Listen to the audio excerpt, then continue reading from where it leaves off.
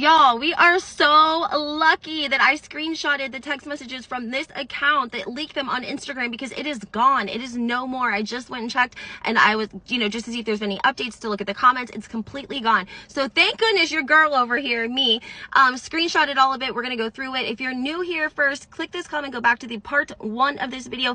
And for anyone else, just to set the tone really quickly, we're talking about Real Housewives of New Jersey, Teresa Giudice's co-host, Melissa Feaster, who was on the Namaste Bitches podcast, who alleged that an altercation took place between Louis Ellis at BravoCon. She's alluded to it. She said it didn't happen, then it did happen. And so these text messages, which there must be some validity to them if this account is gone, because anytime we've been on to the truth, they try to shut it down. That's always a good sign that you're on to something, okay? If accounts aren't getting shut down and reported, then it ain't true, okay?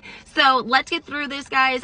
Again, sensitive topic. This is a disclaimer warning, and I will try to be as sensitive as I can about the subject at hand. Let's get into this. Okay, y'all, I'm going to use my southern twang to talk into my Melissa Feaster. She's in the light gray. G is in the dark gray. Let's break down. She says, "This is just so effing hard, G. I know I tell you, but I just hope you know how much I love and appreciate you always being there and in my corner."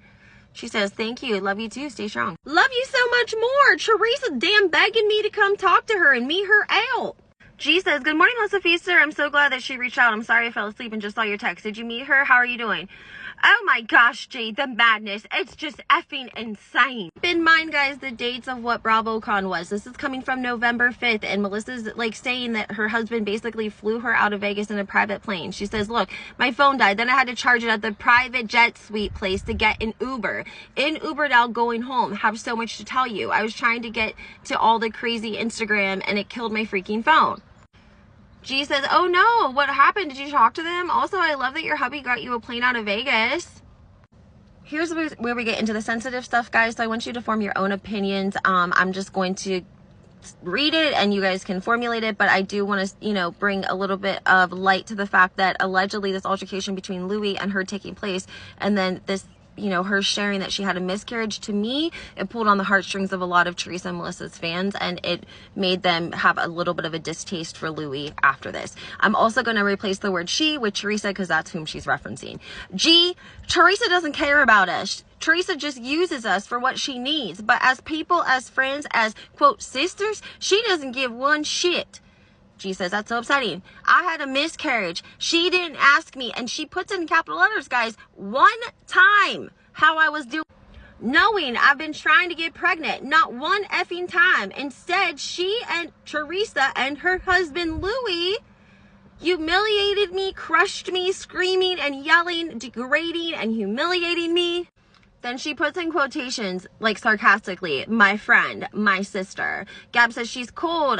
I'm sorry that you're going through this, and beyond heartbroken you lost a baby. She has given you every sign to prove she doesn't care about you. So effing wrong. You don't deserve this." Thank you, G. You have no idea how much that and you mean to me. Honestly, I can't believe how badly it's affected me. There's a short little insert where Melissa Feaster says she's either up all night or she's completely exhausted and she falls flat.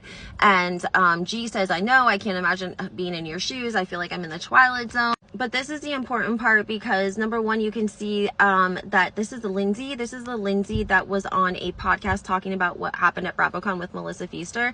And she was doxxed. All of her information about her husband was put out there. Her health records were also put out there, all because she went onto a podcast. But this correlates and gives confirmation that Melissa was her friend. So it says, "You're the best. Thank you. She and Lindsay were my only saving graces during BravoCon effing hell." So here she is calling BravoCon effing hell. I don't know, guys. Let me know your thoughts in the comments. Obviously, I have a part 3 coming.